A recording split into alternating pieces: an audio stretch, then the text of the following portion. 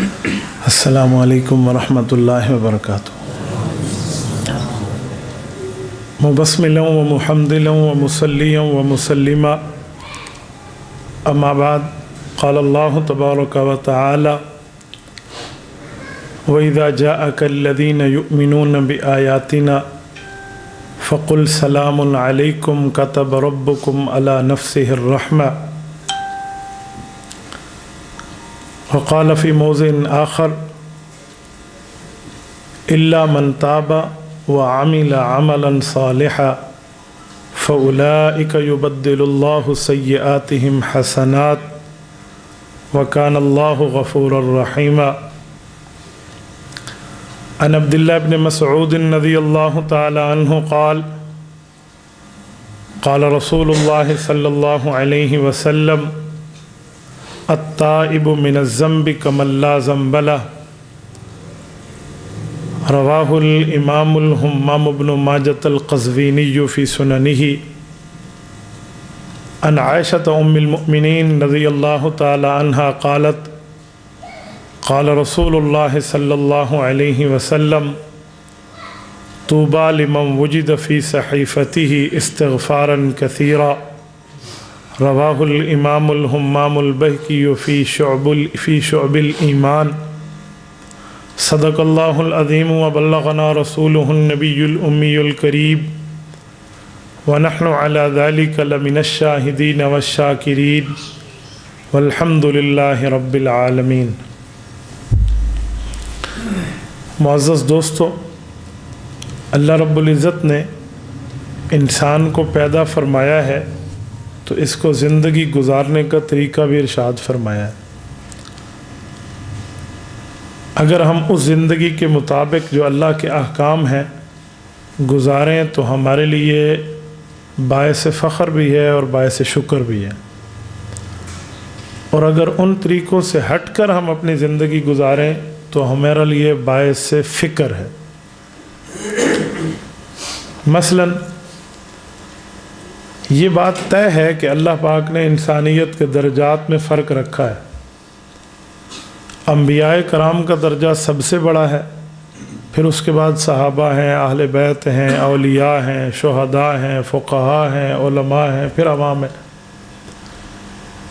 لیکن ایک بات سب میں اللہ رب العزت نے یہ طے فرما لی ہے کہ سارے اللہ رب العزت سے مانگنے والے ہیں، اللہ سے لینے والے ہیں۔ انسان کے عقائد میں کوئی نقصان نہ ہو اور عمل میں غلطی ہو جائے، گناہ ہو جائے، خطا ہو جائے، اس کے لیے معافی کا دروازہ اس وقت تک کھلا ہے جب تک سورج مشرق کے بجائے مغرب سے طلوع نہ ہو۔ عقائد میں کوئی کمی رہ گئی اور بندے نے دنیا سے چلے جانا ہے، اس کی معافی نہیں ہے، اس کی سزا ہے۔ ہاں، دنیا میں بدل لے، عقیدے کو ٹھیک کر لے، پھر اس پر کوئی مسئلہ نہیں۔ قرآن کریم نے جہاں بھی عمل کی بات فرمائی ہے اس سے پہلے ایمان کی بات فرمائی ہے۔ پورے قرآن کریم میں سے آپ دیکھ لیں، آمنو پہلے ہے، عاملو بعد میں۔ اس سے پتہ چلا ایمان عقیدہ پہلے ہے اور عمل بعد میں۔ اگر کسی بندے کا ایمان عقیدہ ٹھیک ہے اور اس کے عمل خراب ہے تو اس بندے نے ایک دن جنت جانا ہے، سزا بھگت کے جائے لیکن جانا ہے۔ اگر کسی بندے کا ایمان اور عقیدہ ٹھیک نہیں ہے، عمل اس کے کتنے ہی اچھے ہو جائیں، اس نے جنت کی بو بھی نہیں سینکھنی۔ دیکھو، روزہ رکھنا بہت بڑا ثواب ہے، بہت بڑا اجر ہے روزہ رکھنا، اور اتنا بڑا اجر ہے کہ اللہ فرماتے ہیں الصوم لی وانا اجزی بہ، روزہ میرے لیے ہے، اس کا بدلہ میں نے دینا ہے۔ اگر کوئی ہمیں کہہ دے امریکہ کے صدر ٹرمپ نے 2 مہینے کے روزے رکھے ہیں تو آپ اور ہم سارے کہیں گے بھی مٹی دا فائدہ ہی نہیں دیا، کوئی اس کو فائدہ بھی نہیں ہوگا۔ کیوں؟ کوئی ہم سے کہے کہ مسلمان 1 روزہ رکھے تو رب بدلہ دے، اور وہ 2 مہینے کے روزے رکھے تو اس کا کوئی بدلہ نہیں ہے، تو ہم کہیں گے قرآن کریم میں عمل کا نمبر بعد میں ہے، ایمان عقیدے کا نمبر پہلے ہے۔ ایمان عقیدے کے ساتھ روزہ نہ بھی بندہ رکھے تو سزا بھگت کے جنت جائے گا، اور ایمان عقیدے کے بغیر پوری زندگی کے روزے رکھے تو اس کو کوئی فائدہ نہیں ہے۔ یہاں سمجھ نہ آئے تو اس کو ایک آسان مثال سے بندہ اور بھی سمجھا سکتے ہیں۔ مثلا ایک بچہ ہے، اس میں ٹیلنٹ ہے، عقل مند ہے، لکھ پڑھ سکتا ہے، لیکن اسکول میں داخلہ نہیں لیتا، تو کبھی بھی اس کو اسکول کا اسٹوڈنٹ نہیں سمجھا جائے گا۔ ایک بندہ نالائق ہے، وہ بچہ بالکل پڑھنے لکھنے کے اتنے زیادہ قابل نہیں ہے، لیکن اس نے داخلہ لیا ہوا ہے، تو اسکول کے اسٹوڈنٹ سمجھا جائے گا، چاہے پاس ہو چاہے فیل ہو۔ اس کو امتحان میں بیٹھنے دیا جائے گا، کلاس روم میں انٹر ہونے کی پرمیشن ہوگی اس کو۔ ایسے ہی اسلام میں داخلہ ایمان اور عقیدے سے ہے، اور اسلام کا ہوم ورک، کلاس ورک جو ہے وہ اعمال سے ہے۔ کوئی کتنا ہی کلاس ورک کرتا پھرے لیکن اس کا ایڈمیشن اور داخلہ نہ ہو تو وہ کسی کام کا ہی نہیں ہے۔ اسی طرح کوئی کتنی ہی نیکیاں کرتا پھرے، ایمان عقیدے سے محروم ہے تو وہ ایمان عقیدے کے بغیر نیکیاں کسی کام کی نہیں ہیں۔ ہاں، ایمان عقیدہ ہوگا تو تھوڑی نیکی کی بھی ویلیو ہو جائے گی۔ عمل کی مثال صفر سی ہے، اور عقیدے اور ایمان کی مثال عدد سی ہے۔ عدد اکیلا ہو نا، 1 ہے، 2 ہے، 4 ہے، 5 ہے، 10 ہے، 50 ہے، 60 ہے، 100 ہے، اکیلا عدد ہو، اس کی ویلیو ہے بھئی 8 ہے، 10 ہے، 5 ہے، 6 ہے، 4 ہے، ویلیو ہے اس کی، کچھ تو ہے نا اپنی جتنی ویلیو ہے۔ صفر اکیلی ہو تو اس کی کوئی ویلیو نہیں۔ ہاں، یہ صفر عدد کے ساتھ لگے گی، اکٹھے ہو کر آئے گی تو اس کی ویلیو بن جائے گی۔ 1 کے ساتھ لگے تو 10 ہے، 2 کے ساتھ لگے تو 20 ہے، 3 کے ساتھ لگے تو 30 ہے۔ تو جتنی صفریں بڑھاتے جائیں گے نا ہم، لیکن عدد کی موجودگی میں اتنا فائدہ ہوتا چلا جائے گا۔ ایسے ہے اعمال، ایسے ہے عقیدہ۔ عقیدہ ٹھیک ہوگا نا، جتنے عمل بڑھاتے جائیں گے اتنی اس کی ویلیو بڑھتی جائے گی، اور جتنے ہم صفریں گھٹاتے جائیں گے اتنے اعمال کم ہوتے جائیں گے۔ تو اسی لیے عقیدے کا مسئلہ ہے، سب سے پہلے عقیدے کی درستگی ہو۔ عقائد میں عقیدہ توحید ہے۔ توحید میں یہ بات طے کر لیں کہ جو رب کے کام ہے وہ مخلوق نہیں کرتی، وہ کوئی بڑے درجے کی مخلوقات کے سردار انبیاء کیوں نہ ہو، لیکن جو کام اللہ کے ہیں وہ اللہ کے۔ مخلوقات میں رب کے کام نہیں ہیں، نہ اللہ نے اپنے کام بانٹے ہوئے ہیں بھی کچھ تم لے لو کچھ میں نے رکھ لیے ہیں، یہ نہیں ہے۔ اللہ وحدہ لا شریک ہے۔ وحدہ لا شریک کا معنی اس کے ساتھ کوئی شامل ہی نہیں ہے، نہ اس کی پارلیمنٹ ہے، نہ اس کی کیبنٹ ہے، نہ اس کی کابینہ ہے، نہ اس کے وزیر ہیں، نہ اس کے مشیر ہیں، نہ وہ کسی کا محتاج ہے، نہ اسے کسی ہیلپر کی ضرورت ہے۔ یہ توحید میں 100% بندہ ذہن میں بٹھائے۔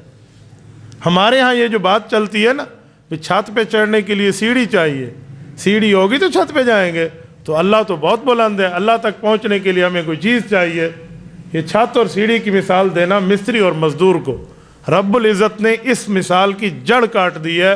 فرمایا وَنَحْنُ أَقْرَبُ إِلَيْهِ مِنْكُمْ وَلَكِنْ لَا تُبْصِرُونَ، میں تمہیں سب سے زیادہ قریب ملوں گا لیکن تم مجھے دیکھ نہیں سکو گے۔ وَنَحْنُ أَقْرَبُ إِلَيْهِ مِنْ حَبْلِ الْوَرِيدِ، میں تمہاری شاہ رگ سے بھی زیادہ قریب ہوں۔ یہ مثال یہاں نہیں بیٹھتی۔ اس عقیدے میں کسی قسم کی کوئی غیریت کو شریک نہیں کیا جا سکتا۔ 100% توحید کو توحید ہی ماننا پڑے گا۔ یہاں کوئی سہارے وہارے کسی کی ضرورت نہیں ہے، نہ اللہ نے کوئی اپنے کام بانٹے ہیں۔ یہ مکہ کے کافروں کا نظریہ تھا کہ اللہ ایک ہے، وحدہ لا شریک، ایک معنی میں تو ہے لیکن اس نے کام بانٹ رکھے ہیں، کچھ بتوں کو دیے ہوئے ہیں۔ اللہ سے تھوڑے کام لات لے آیا ہے، کچھ منات لے آیا ہے، کچھ حبل لے آیا ہے، کچھ یہ ود لے آیا ہے، سوا لے آیا ہے، یغوث لے آیا ہے، یعوق لے آیا ہے، نصر لے آیا ہے، ان کے بت تھے۔ یہ بتوں کے پاس اپنے اپنے ڈپارٹمنٹ ہیں، اپنے اپنے محکمے ہیں، اپنے اپنے اختیارات ہیں، انہوں نے اپنے پاس رکھے ہوئے ہیں، تو اللہ سے لیے ہوئے ہیں۔ تو عندنا لزلفیٰ، ہم بتوں کے قریب جائیں گے، بت ہمیں اللہ کے قریب کر دیں گے۔ نمبر 1۔ نمبر 2، ان کا نظریہ یہ بھی تھا کہ یہ بت ڈائریکٹ نہیں سنتا، بت ڈائریکٹ ہماری بات پہ توجہ نہیں کرتے، پتھر کی مورتی ہے، انہیں پتہ تھا ہم اپنے ہاتھ سے بناتے ہیں، پھر کیوں پوجتے تھے؟ ان کے غلط عقیدے کا نظریہ موجود تھا۔ وہ نظریہ یہ تھا کہ وہ کہتے تھے جب ہم اس نامی بت کے سامنے آ کے یہ بات کریں گے نا تو اس بزرگ تک جس کے نام پہ یہ بت بنا ہوا ہے اس بزرگ تک خود بخود اطلاع ہو جائے گی. جیسے میں اسپیکر میں یہاں سے بولوں گا اور گھر میں جا کر سنائی دے گا, ادھر سے بولوں گا کسی اور جگہ جا کر سنائی دے گا, مائک میں بات کروں گا جہاں پر اسپیکر موجود ہے وہاں سے آواز آئے گی. تو بت کے سامنے آتے کہتے بنا ہوا تو ہمارے ہاتھ کا ہے, ڈائریکٹ نہیں سنتا لیکن اس تک اطلاع ہو جاتی ہے. اللہ نے ان تمام غلط نظریوں کی جڑ کاٹ دی ہے, کہا جی نہیں, لا الہ الا اللہ, ہر بات میں مشکل کے اندر جسے پکارنا ہے وہ اللہ کی ذات ہے. الہ کہتے ہیں یستغاث, جسے مشکل میں پکارا جائے. تو اللہ پاک نے توحید ہمیں یوں سمجھائی. تو توحید میں کسی قسم کوئی بڑی شخصیت کوئی چھوٹی شخصیت, حتیٰ کہ کتنا بڑا درجہ کیوں نہ آ جائے, یعنی امام الانبیاء صلی اللہ علیہ وسلم جن کے لیے یہ کائنات بنی ہے, حضرت آدم تا حضرت عیسیٰ علیہ السلام کو نبوت حضور کی وجہ سے ملی ہے. اس سے بڑھ کے شخصیت اس کائنات میں کوئی نہیں ہے کہ بعد از خدا بزرگ تو ہی قصہ مختصر. حضور علیہ السلام کی ذات کو بھی توحید میں نہیں رکھا گیا, توحید اس حد تک. تو یہ اپنے ذہن سے ہم یہ نکال لیں کہ کوئی نہ کوئی معاملہ موجود ہے. توحید میں کمی کسی جگہ رہ گئی ہے نا, 100 حج کر لے بندہ اور اگلی صف کی نمازوں میں مصلی توڑ کے بیٹھ جائے, اس کی کمر سیدھی تھی بالکل جھک جائے رکوع کر کر کے, اس کے ماتھے پہ اتنے بڑے محراب کا نشان آ جائے, توحید میں 1% بھی کمی ہے نا, یہ مشرک ہے, یہ مومن نہیں ہے, موحد نہیں ہے. 1% بھی کمی ہے. تو سب سے پہلے عمل کے بجائے ہمیں عقیدے کو دیکھنا چاہیے. بعض اوقات بندہ عقیدے میں ایسا غلط بیٹھا ہوتا ہے جس کی وجہ سے اس عمل کا وجود اور عمل کا ثواب ہی نہیں ملتا.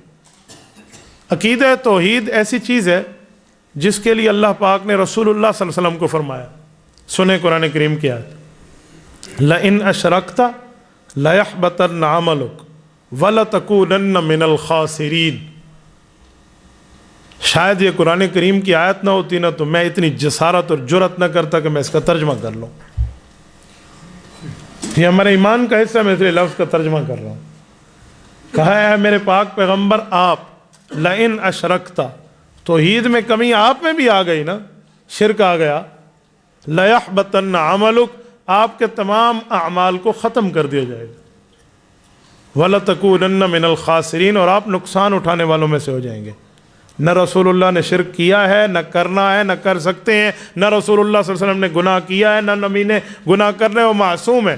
لیکن بتایا, سمجھایا, سنایا, رٹوایا, یاد کروایا, امت کو جا رہا ہے کہ اتنے بڑے رتبے کی شخصیت میں بھی توحید یہاں تک بتائی گئی.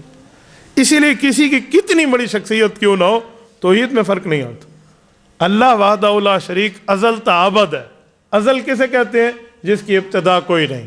ازل کسے کہتے ہیں؟ جس کی انتہا کوئی نہیں. بھئی ابتدا انتہا نہیں ہے تو سمجھے کیسے؟ بھئی سمجھ عقل سے ہوتی ہے, اور جہاں عقل کی حد ختم ہوتی ہے ربوبیت کی حدیں شروع ہوتی ہیں. تو جو سمجھنا ہے. تو بعض چیزیں ایمان بالغیب پہ ماننے. میں نے کل ایک جگہ مثال دی, میں نے کہا جب قبر بند ہوتی ہے تو فرشتے آتے ہیں. سوال اٹھتا ہے کہ قبر بند ہو گئی ہے, فرشتے کیسے آتے ہیں؟ تو میں نے کہا یہ سوال تب اٹھتا ہے جب بندے کے دماغ میں فرشتے کا ایسے جسم ہو جیسے ہم ہیں, یہ فزیک ہے بھی اس کی. تو میرے لیے تو اگر یہ ڈبہ ہے نا, اس ڈبے سے میں نے انگلی گزارنی ہے تو سوراخ ہونا چاہیے ورنہ نہیں گزرے گی. فرشتے کا یوں نہیں ہے. فرشتہ جسم نوری یتشکل باشکال المختلفہ, وہ جسم رکھتا ہے جو مختلف شکلیں اختیار کر لیتے ہیں. یہ دیکھیں, یہ گلاس ہے, اس کے ادھر میں انگلی گھساؤں ادھر نکالوں تو اسپیس ہونا چاہیے, سوراخ ہونا چاہیے. لیکن یہاں سے میں ٹارچ جلاؤں نا لائٹ, اور یہاں لائٹ رکھوں تو لائٹ فٹ دوسری طرف سے نکل جائے گی. لائٹ کو تو سوراخ نہیں چاہیے. لائٹ کا ایک اپنا جسم ہے, انسان کا اپنا جسم ہے. تو فرشتہ کیسے جاتے ہیں آپ لائٹ کی مثال سے سمجھ جائیں. تو یہ عام باتیں بندے کی سمجھ میں سمجھانی پڑتی ہیں جو مخلوقات کی ہیں, اور جو خالق ہے تو خالق مخلوق والی عقل میں سما جائے, یہ نہیں ہو سکتا. تو اس لیے توحید کو ماننا پڑنا ہے. اس میں کسی قسم کی کوئی کمی بھی, ذات میں بھی اور صفات میں بھی. ذات کا معنی رب کی پرسنالٹی اور شخصیت اکیلی ہے. صفات کا معنی اللہ جیسے کام کائنات میں کوئی نہیں کر سکتا. اللہ جیسے نہیں کر سکتا. کسی نے کرنے کی جرات کی ہے تو ایک سے دوسری بات میں اس کا منہ پھٹا رہ گیا. ابراہیم علیہ السلام نمرود کی دربار میں موجود ہے, 3 پارے کے 2 صفحے پر. اور نمرود کہہ رہا ہے انا احیی و امیت، تو توحید کی دعویٰ کر رہا ہے، میں مار بھی سکتا ہوں زندہ بھی کر سکتا ہوں۔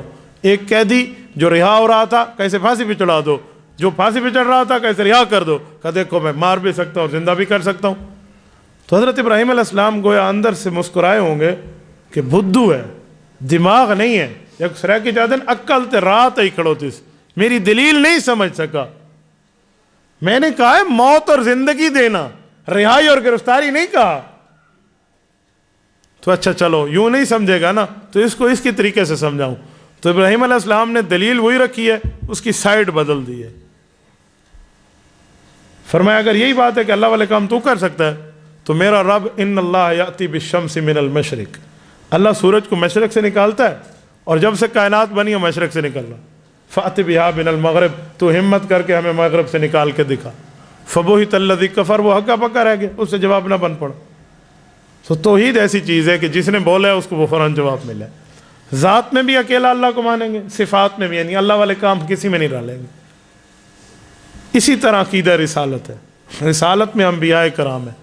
انبیاء کرام کون ہیں؟ یہ عبادت پہ نہیں بنتے، ریاضت پہ نہیں بنتے، نیکیوں کی بنیاد پہ نہیں بنتے، یہ اللہ کی پسند کی بنیاد پہ بنتے۔ جسے کہتے ہیں الیکشن نہیں ہے، سلیکشن ہے، یہ انتخاب خداوندی ہے۔ اس پر کسی قسم کی کوئی یہ نہیں ہے کہ اس نے 2000 رکعت نماز نفل پڑھ لی ہے تو چھوٹا نبی بن جائے گا، اس نے 10,000 پڑھے ہیں تو بڑا نبی ہے، یوں نہیں ہے۔ یہ اللہ کا انتخاب ہے، یہ عبادت کی بنیاد پہ نہیں ہے، ریاضت کی بنیاد پہ نہیں ہے، اللہ کے راضی کرنے کی بنیاد پہ نہیں ہے۔ انبیاء کرام کا سلسلہ حضرت آدم سے حضرت رسول اللہ صلی اللہ علیہ وسلم تک ہے، بس اس کے بعد نیا نبی پیدا نہیں ہوگا۔ حضور علیہ الصلوۃ والسلام کو نبی ماننا جیسے ضروری ہے نا، اس طرح ختم نبی ماننا ضروری ہے، خاتم النبیین۔ حضرت عیسیٰ صرف نبی، حضرت موسیٰ صرف نبی، حضرت یعقوب، حضرت یوسف، حضرت دانیال، حضرت عیسیٰ، جتنے انبیاء صرف نبی۔ ان کو جو نبی نہ مانے وہ غلط ہے، لیکن حضور پاک کو کوئی صرف نبی مانے وہ غلط ہے جب تک خاتم النبیین نہ مانے۔ تو عقیدہ رسالت میں بات ذہن میں ہو۔ اسی طرح عقیدہ آخرت ہے کہ مرنے کے بعد اٹھنا ہے۔ اٹھنا کیسے ہے؟ وہ اللہ نے اٹھانا ہے۔ ہمارا جسم ختم ہو جائے گا، رب کیسے اٹھائیں گے؟ سورۃ قیامہ رکوع نمبر 1 رب نے جواب دیا ہے بلا قادرین علی ان نسوی بنانا، میں تو فنگر پرنٹس بھی قیامت میں واپس کرنے پر قادر ہوں۔ یہ قرآن کریم نے کہا، قرآن کریم میں یہی ہاتھ اور یہی پاؤں ہوں گے، یہی منہ ہوگا۔ کیسے بنے گا؟ سورۃ یاسین 4 رکوع الیوم نختم علی افواہہم، منہ بند ہوگا، وتکلمنا ایدیہم، ہاتھ بولیں گے، وتشہد ارجلہم، پاؤں گواہی دیں گے، بما کانوا یکسبون، اس نے کیا کیا تھا۔ اس سے پتہ چلا رب یہ جسم لوٹائیں گے وہاں۔ تو کیسے ہوگا، کیسے نہیں ہوگا، فلاں ہے فلاں، ان کے چکروں میں نہ پڑے۔ تو عقیدہ آخرت ہے، عقیدہ ہمارا درست ہو۔ اسی طرح بنیاد میں عقیدہ آخرت کے اندر جو سب سے بڑا اعتراض کفار کو تھا نا، وہ قبروں سے ہڈیاں اٹھا لاتے اور وہ کھوکھلی ہڈیاں ہوتی اور ہڈیوں کو یوں کھٹکھٹاتے، اٹھا میں میکھی کو نہیں، خالی کھوکھلی ہڈی ہے، یوں دکھاتے اللہ کے رسول کو کہ اس میں کوئی گودا نہیں ہے، یہ تو خالی ہے۔ اذا كنا عظاما نخرہ، یوں ہم کھٹکتی ہوئی ہڈیاں بوسیدہ ہوں گی، یہی زندہ ہوں گی۔ تو وہ آنکھ پر ایمان رکھنے والے تھے نا، اور مسلمان یؤمنون بالغیب، وہ غیب پر ایمان رکھنے والے۔ تو حضور علیہ السلام نے فرمایا جی ہاں ایسے ہی ہوگا، ایسے ہی ہوگا، اسی طرح ہی ہوگا۔ تو یہ عقیدہ آخرت ہے، یہ بنیاد ہے۔ آخرت نہ ہو نا تو جس ظالم نے دنیا میں مظلوم پر ظلم کیا ہے، مظلوم اپنی مظلومیت کی وجہ سے اس سے بدلہ نہیں لے سکا، تو اس کو بدلہ کون لے کر دے گا؟ ظلم آخرت تو ہے نہیں تو پھر فائدہ۔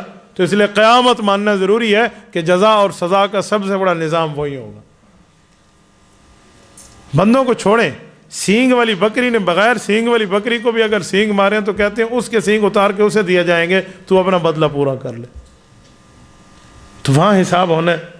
اور یہاں میں لگے ہاتھوں ایک جملہ کہہ دوں، یہ جو جانوروں کو لڑاتے ہیں نا لوگ، یہ ریچھ کتے کی لڑائی ہو رہی ہے، یہ مرغوں کی لڑائی ہو رہی ہے، یہ بٹیروں کی لڑائی ہو رہی ہے، تیتر لڑ رہے ہیں، یہ کل قیامت میں یہی مالک اس طرح ریچھ کتا بنیں گے، اسی طرح مرغے بنیں گے، اسی طرح یہ بٹیر بنیں گے، یہ اسی طرح تیتر بنے گے اور ان کو لڑایا جائے گا۔ کیا کتے نے ریچھ سے لڑنا ہے؟ تم نے لڑوایا ہے نا۔ جنگل میں تو اکٹھے بیٹھے ہوتے، کبھی آپ نے دیکھا ہے جنگل میں ریچھ کتے سے لڑائی؟ آپ پہ لڑتے پہن، یہ ہم نے لڑوایا، ہم نے سکھایا، باقاعدہ لڑنا سکھلایا جاتا ہے اسے۔ تو یہ ان کے ساتھ یوں ہی ہونا ہے، یہ ساری ترتیبیں ان کے ساتھ ہونی ہے۔ تو اسی لیے عقیدہ آخرت ماننا ضروری ہے. اور عقیدہ آخرت کو قرآن کیا کہتے ہیں؟ یوم الدین، مالکی یوم الدین. کبھی اس پر غور کرے، اللہ مالک ہے، قیامت کے دن کا نہیں، یوم الدین. کیا معنی؟ برابری کے دن کا. تو برابری وہاں ہونی ہے. تو یہ عقیدہ آخرت. تو توحید بھی ہے، رسالت بھی ہے، آخرت بھی ہے. وہ مین 3 بنیادی عقیدے، اس پر بندے نے بات مان لی ہے. باقی چھوٹے موٹے نظریات میں، باقی معاملات میں بندہ ٹھیک ہے. اعمال میں غلطی ہو گئی ہے نا تو وہ معافی مانگے، رب معاف کر دے گا. اعمال میں غلطی معاف ہے. اگر بندے کا عقیدہ ٹھیک تھا اور وہ مر گیا لیکن عمل ٹھیک نہیں تھا تو سزا بھگت کے جائے گا، یا اللہ ویسے ہی معاف فرما دے، اللہ کی مرضی ہے. لیکن کسی کا عقیدہ اور ایمان خراب تھا اور وہ بغیر توبہ کے مر گیا اور وہ سمجھے میں ہی بخشا جاؤں گا، تو فرعون کا کیا قصور ہے؟ پھر ابو جہل کا کیا قصور ہے؟ پھر مرزا قادیانی کا کیا قصور ہے؟ پھر بعد والوں کا کیا قصور ہے جو بغیر ایمان کے مر گئے تھے؟ پھر انہیں بھی معافی مل جائے. یہ طے ہے، عقیدے کے منکر کو، ایمان کے منکر کو کوئی معافی شافی نہیں ہے اگر وہ بغیر توبہ کے مر گیا. وہ خالدن فیہا. جو مسئلہ ہے وہ عمل پہ ہے. عمل کتنے برے کیوں نہ ہونا، بندہ مر گیا تو 2 باتیں، یا رب اپنی مرضی سے معاف کرے گا، اپنی مشیت سے، اللہ سب کو معاف فرمائے، اور یا وہ سزا بھگت کے جائے گا.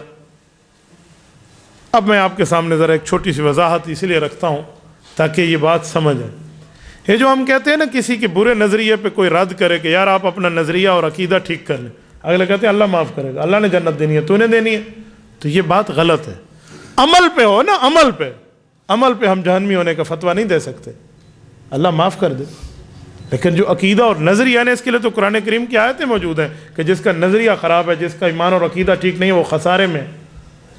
قرآن کریم کیا کہتے ہیں؟ والعصر، قسم زمانے کی، ان الانسان لفی خسر، تمام کے تمام انسان خسارے میں ہیں، الا الذین آمنوا، جن کا ایمان اور عقیدہ ٹھیک ہے، وعملوا الصالحات، عمل سنت کے مطابق ہے، یہ بچیں گے. اس کا معنی ہے جس کا ایمان عقیدہ ٹھیک نہیں ہے وہ لفی خسر، قرآن نے کہا وہ خسارے میں ہے. اگر میں کہہ دوں جی وہ خسارے میں نہیں ہے تو میرا عقیدہ جا رہا ہے پھر. تو اسی لیے عقائد کی معاملات کی حیثیت اور ہے، اعمال کا معاملہ اور ہے. تو جب دعوت دینی ہے نا تو سب سے پہلے عقیدے کی ٹھیک ہونے کی دینی ہے. یہ جگہ خراب ہونا تو ادھر استری نہیں ہو سکتی، پہلے جگہ ٹھیک کریں گے پھر استری ٹھیک ہوگی، ورنہ یہ بھی اس پہ سلوٹیں آ جائیں گی جو میں سلوٹوں کی جگہ پہ استری کر رہا ہوں. کبھی بھی کوئی سالن والے پیالے میں دودھ ڈال کے نہیں دیتا، پہلے اس کا تخلیہ کرتا ہے پھر تحلیہ کرتا ہے. کبھی بھی نہیں کرتے. آپ نے نہیں دیکھا لسی والا پیالہ ہے اس میں کوئی دودھ ڈال کے دے دے، لسی والا پیالہ اس میں پانی ڈال کے دے دے، آؤ اسے پیو، اگلے کو الٹی آ سی جی میں تو نہ پیندا. تو یہ ذہن میں نہ ہونا چاہیے کہ اس کے عقیدے کے اوپر بندہ کہتے جی ٹھیک ہے، نہ، عقیدہ پہلے ٹھیک کرنا پڑے گا. خالی عمل کی دعوت نہ دے، پہلے عقیدے کی دعوت دے. عقیدہ ٹھیک ہو گیا بالکل صحیح ہے، اللہ اللہ خیر صلی اللہ. کافر سے ہماری لڑائی ہے تو عقیدے پہ ہے نا، وہ دشمن ہے عقیدے اور ایمان کا، تو ہم اس کے گلے پڑتے ہیں، اور اگر وہ ایمان اور عقیدے کو تسلیم کر لے تو ہم اسے گلے لگاتے ہیں. تو گلے پڑنے اور گلے لگانے میں فرق آ گیا. اب رہا اعمال. اعمال میں کسی قسم کی کوئی غلطی ہو نا، کسی قسم کی کوئی غلطی ہو، اللہ سے معافی مانگ لے، رب العزت معاف فرماتے. بغیر معافی کے بندہ مر گیا نا، ہے مومن لیکن گناہ گار ہے. اب اعمال میں جب بندہ معافی مانگتا ہے، غلطی میں عقیدے کی غلطی ہے اس کی بھی معافی مانگتا ہے، نظریہ غلطی اس کی معافی مانگ لیتا ہے، تو رب العزت اسے بھی معاف فرماتے ہیں. قرآن کریم کی جو آیت سورۃ فرقان آیت نمبر 70 میں نے پڑھی ہے، رب العزت فرماتے ہیں الا من تاب و آمن و عامل عملا صالحا. فرمایا جس نے توبہ کی، اور توبہ صرف عمل کی نہیں ہے، برا عقیدہ ہے تو اس کی بھی توبہ ہے. آمنا، توبہ کے بعد یہ ایمان لایا ہے، وعامل عملا صالحا، اور عمل سنت کے مطابق کیا. عمل صالح ہوتا سنت کے مطابق ہے، جو سنت کے خلاف ہو وہ عمل صالح نہیں ہے، سنت کے مطابق ہے تو عمل صالح ہے. فرمایا یہ جب یہ سچی توبہ کر لے گا، فَأُولَٰئِكَ يُبَدِّلُ اللَّهُ سَيِّئَاتِهِمْ حَسَنَات، ان کی توبہ کے ایمان میں آہوزاری کو دیکھ کر اللہ ایک مقام انہیں یہ بھی دے گا کہ ان کی برائیوں کو اور ان کی خطاؤں کو اور ان کے گناہوں کو بھی اللہ پاک ان کی لجاجت کو دیکھ کے نیکیوں کے پلڑے میں رکھ دے گا، وہ نیکیاں بن جائیں گی. وَكَانَ اللَّهُ غَفُورًا رَحِيمًا، رب نے اپنے لیے معاف کرنا اور رحمت اتارنا اپنے پر لکھ دیا. اور حضور پاک علیہ الصلوۃ والسلام کے پاس جب لوگ معافی کے لیے آتے تو حضور علیہ الصلوۃ والسلام کو پابند فرمایا گیا. سورۃ انعام آیت نمبر 54 وَإِذَا جَاءَكَ الَّذِينَ يُؤْمِنُونَ بِآيَاتِنَا، جب آپ کے پاس وہ لوگ آئیں جو مؤمن ہیں، یعنی معافی توبہ سب کچھ کر کے آ رہے ہیں، تو آپ انہیں ہماری طرف سے یہ انعام دے دیں. کیا؟ فَقُلْ سَلَامٌ عَلَيْكُمْ، سب سے پہلے آپ انہیں اللہ کی طرف سے سلامتی دیں. پھر فرمائیں کاتب ربکم علی نفس الرحمہ، تمہارے رب نے کہہ دیا ہے میں نے تمہارے لیے معافی اپنے پر لکھ لی ہے. لیکن کب؟ یؤمنون بآیاتنا، یؤمنون جن کا ایمان ہے، اور ایمان کو عقیدہ کہتے ہیں. شرط ہے معافی کے لیے، شرط ہے. یہ نہیں ہے اس کا عقیدہ برا ہو عمل بہت اچھا کر رہا ہے، جی نہیں، اس عمل کے ٹگے کا بھی کوئی فائدہ نہیں ہے اگر اس کے عقیدے میں کوئی رکھنا آ گیا. عقائد ٹھیک تو معاملہ ٹھیک. آج کل عقیدے کی اہمیت کو لوگ سمجھتے نہیں، عمل پہ اتنا زور دیں گے، اتنا زور دیں گے. یہ نماز پڑھتا ہے، یہ ہم نہیں دیکھیں گے کہ اس کا عقیدہ اللہ کے لیے کیا ہے، رسول اللہ کے لیے کیا ہے، صحابہ کے لیے کیا ہے، اہل بیت فقہا کے لیے کیا ہے، یہ نہیں دیکھیں گے. ہم دیکھیں وہ بہت اچھا آدمی ہے. بھائی اچھا تب بنے گا جب اچھے طریقے پہ چلے. ایک ہے میری آنکھ کو اچھا لگتا ہے نا، شریعت کی نظر میں ہم اچھے کب ہیں؟ تو پہلے اسلام میں داخلہ عقائد اور نظریات پر ہے. میں یہاں ایک بات آپ کی خدمت میں مزید عرض کرتا ہوں. جب ہم دعوت دیں گے توبہ کے لیے، معافی کے لیے، تو سب سے پہلے ہمیں اپنے اندر جھانکنا چاہیے کہ یہ میرے اندر بھی ہے یا نہیں. تو پہلے سب سے پہلے بندہ خود کو بدلے، اور جب خود کو بدلے گا نا تو بعض اوقات جگہ میں دعوت دینے کی ضرورت بھی نہیں پڑے گی، اگلا دیکھ کر سمجھ جائے گی. اپنے آپ کو ایسا بنائیں، اپنے آپ کو ایسا بنائیں کہ آپ کے جسم، آپ کے اعضاء، آپ کے کام، آپ کے معاملات سے آپ کے معاملات کو جھلک نظر آئے کہ معاملہ ہے کیا، اور معاملہ اس کہاں تک پہنچ رہا ہے، اور اس کے اندر یہ چیزیں نظر آ رہی ہیں یا نہیں. نمبر 2، بے جا غصہ جو بندہ کرتا ہے نا دوسرے پر، جو فتوے ٹھونکے تو ایسے ہے، تو ایسے ہے، تو ایسے ہے، نہیں، اعتدال میں بتائیں. غصہ اپنا اسلام کے تابع رکھیں، ایمان اپنا اسلام کے تابع رکھیں، اپنی برائی اپنی سچائی جو بھی ہے معاملہ سامنے ہو. بعض اوقات بے جا غصہ بھی بندے کو تکلیف دیتا ہے، اور بے جا غصے کا کیا نقصان ہوتا ہے؟ غلطی دوسرے کی ہوتی ہے، سزا بندہ اپنے آپ کو دیتا ہے. غلطی دوسرے کی ہوگی، سزا اپنے آپ کو دے دے. تو اتنا غصہ جتنا اسلام نے دیا ہے، اتنی سختی جتنی اسلام نے دی ہے، اتنا معاملہ جتنا ایمان نے دیا ہے. کبھی بھی نظریات کی جنگ کو ذاتیات کی جنگ نہ بنائے، اعتقادات کی جنگ کو ذاتیات کی جنگ نہ بنائے بندہ. اور برداشت ہوتی تب ہے جب کوئی بندہ ذات پر کوئی غلط بات کر جائے تو اس کو بندہ برداشت کر لے. آج کل ہمارے ہاں صوفیزم کا نظریہ اور ہے. کوئی کیا کہے گا، میں کبھی غلط بات دوسرے کی برداشت نہیں کرتا. لوگ کہتے ہیں نہیں کہتے؟ کہتے ہیں نا. تو پھر برداشت کیا کرتے ہو آپ؟ اچھی چیز، اچھی بات ہے، وہ تو پہلے ہی برداشت ہوتی ہے. آپ کہتے ہیں میرے اندر برداشت ہے، پھر کہتے ہیں میں دوسرے غلط بات برداشت نہیں کرتا. تو پھر کیا برداشت کرتے ہیں؟ برداشت ہوتی دوسرے کی غلط بات ہے، چکی گال دی برداشت کیسے ہوتی ہے؟ تو وہ لفظ بندہ بولے اپنے عقل کے مطابق، سوچ کے مطابق، سمجھ کے مطابق، جو بات ہے کیا تو اتنی بات ہی بندہ کرے. تو سب سے پہلے عقیدہ، پھر اس کے بعد عمل، اسی طرح پھر معاملہ چلے تو بس معافی ہے. اچھا جب غلطی ہو جائے بندے سے اور معافی مانگ لے، اس کے بعد اپنے دل کو کوسے نہیں کہ میں نے گناہ کیا، بس ہو گیا، اس پر شرمندگی تھی، معافی ہو گئی، اب آگے نیکی کا سوچے. کیوں؟ اللہ نے معافی دے دی ہے. جب رب نے معافی دے دی ہے ہم اس پر کیوں لگے رہیں؟ یہ بات دل میں بٹھا لیں کہ جب بندہ غلطی کے بعد اللہ کو سچے دل سے کہہ دے میرے مولا میں معافی مانگ رہا ہوں، معافی مل گئی. یہ بھی شیطانی خیالوں میں ایک خیال ہوتا ہے کہ خواہ مخواہ سے اسی غلطی کو یاد کریں میں مجھے معافی تو نہیں ملی اور گناہ شروع کر دو، پھر معافی تو ملی نہیں ہے. بندہ سمجھتا ہے معافی ملنے کا معنی ہے میرے سر پر خود بخود پگڑی آ جائے گی، جبہ آ جائے گا اور میں ایسے نیک بن کے بیٹھ جاؤں گا، اس کا معنی ہے معافی مل گئی. یوں نہیں ہے. معافی ایک بار سچے دل سے بندے نے کہا نا مجھ سے غلطی ہوئی، اللہ میں شرمندہ ہوں، آئندہ نہیں کروں گا، معافی اس پر یقینی مل گئی. اور اگر وہ غلطی دوبارہ ہوئی ہے تو اللہ کے ہاں یہ نہیں ہے کہ رب العزت اس کا تانا دے کہ تو نے پہلے کیا تھا پھر معافی مانگ رہا. یہ اللہ کے ہاں نہیں ہے، یہ مخلوق کے ہاں ہے. کسی بندے کی کوئی چوری کرے اور اس کو پیسے واپس لوٹا دے، اگلی بار پھر چوری کرے، تو جتنا بڑا صوفی باصفا کیوں نہ وہ کہے گا تو پہلے ہی کیتا ہے ایک دفعہ. تو رب العزت کے ہاں یہ تانا نہیں ہے، اللہ کے ہاں یہ تانے کا معاملہ نہیں ہے. رب العزت کے ہاں پچھلی بات ختم ہے، اگلے کی معافی ہے، پچھلی بات ختم ہے، اگلے کی معافی ہے. تو بندہ معافی مانگ. اچھا گناہ کرنے کے بعد معافی پر ایک شخص نے، ایک بندے نے مجھ سے پوچھا کہ مولانا اگر غلطی دوبارہ ہو جائے تو اس کا مطلب ہے پہلی غلطی معاف نہیں ہوئی تھی تبھی دوبارہ ہوئی ہے۔ میں نے کہا آپ کے کپڑا میلا ہو گیا ہے، آپ نے دھو لیا ہے، پھر پہن لیا ہے، پھر میلا ہو گیا ہے، تو اس کا کیا معنی کہ آپ کی گھر والی نے سیدھا نہیں دھویا تھا؟ کہتے نہیں سیدھا دھویا تھا۔ تو میں نے کہا پھر میلا کیوں ہوا؟ دوبارہ بھی غلطی سے میلا ہو گیا۔ تو میں نے کہا دوبارہ غلطی سے گناہ ہو گیا، اس کا یہ معنی نہیں ہے پہلا معاف نہیں ہوا۔ یہ شیطان کے چالوں میں، نیک آدمیوں کا شیطان نیکی کی طرح ان کو پھسلاتا ہے، برے آدمی کا شیطان برائی کے معاملات میں اسے پھسلاتا ہے۔ اور بعض اوقات شیطان ایسا داؤ کھیلتا ہے نا کہ بندہ وہاں فیصلہ نہیں کر سکتا۔ ایک بندہ تھا، وہ دین کی صرف عبادت کرتا تھا، علم نہیں رکھتا تھا دین کا درد اس کو تھا، دین کا علم نہیں تھا، اور نہ علم والے سے اس کا تعلق تھا۔ شیطان اس کے پاس ایک مسلمان کی شکل میں داڑھی رکھ کے ٹوپی پگڑی پہن کے آیا، اور ویسے آ کر کہا تو اللہ کی طاقت پر ایمان رکھتا ہے؟ اس نے کہا جی رکھتا ہوں۔ توحید پر پوچھتا رہا، اس نے باتیں شادی ہوئی۔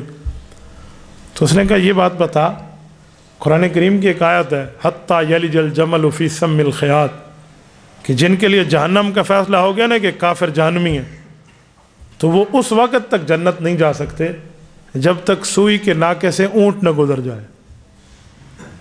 اس نے کہا ٹھیک ہے، سوئی کے ناکے سے اونٹ گزرے گا تب جا کر جنتی بنیں گے وہ جہنمی، کافر وہ تو جہنمی رہیں گے۔ اب اگلا اس نے داؤ کھیلا، اس نے کہا سوئی کے ناکے سے اونٹ گزر سکتا ہے؟ اس نے کہا نہیں۔ انہوں نے کہا کوئی گزار سکتا ہے؟ اس نے کہا کوئی بھی نہیں گزار سکتا۔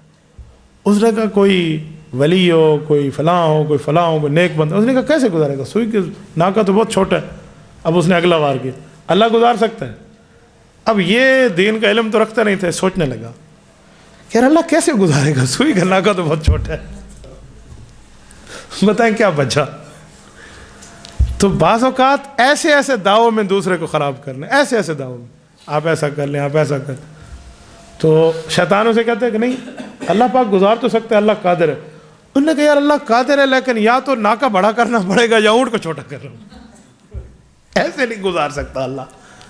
تو کیا فائدہ اس جو ہے نا نظریے کا؟ تو اسی لیے دین کے درد کے ساتھ دین کا علم بھی چاہیے، اور دین کا علم ہوگا نا تو پھر بندہ مسئلے کا حل کر لے گا، ورنہ بہت مشکل ہے کہ مسئلے کا حل کیسے۔ ایک بزرگ سے جا کر کسی نے پوچھا تھا کہ شیطان تو ہمیں گناہ کراتا ہے تو شیطان کہاں جائے گا؟ انہوں نے کہا جہنم۔ تو کہا شیطان کو جہنم میں کوئی تکلیف نہیں ہوگی، ہمیں ہوگی۔ تو اس نے کہا اللہ شیطان کو جہنم ڈالے گا؟ اس نے کہا تکلیف پھر بھی نہیں ہونی۔ کہا کیوں؟ کہا شیطان تو آگ کا بنا ہوا ہے، آگ میں جائے گا، یہ تو ایسے ہے جیسے روتے بچے کو ماں کی گود میں دے دو۔ تو شیطان کو آگ میں جانے سے کیا نقصان ہوگا؟ وہ بنا ہوا آگ کا ہے۔ انہوں نے اسے طریقے سمجھایا، وہ نہیں سمجھا۔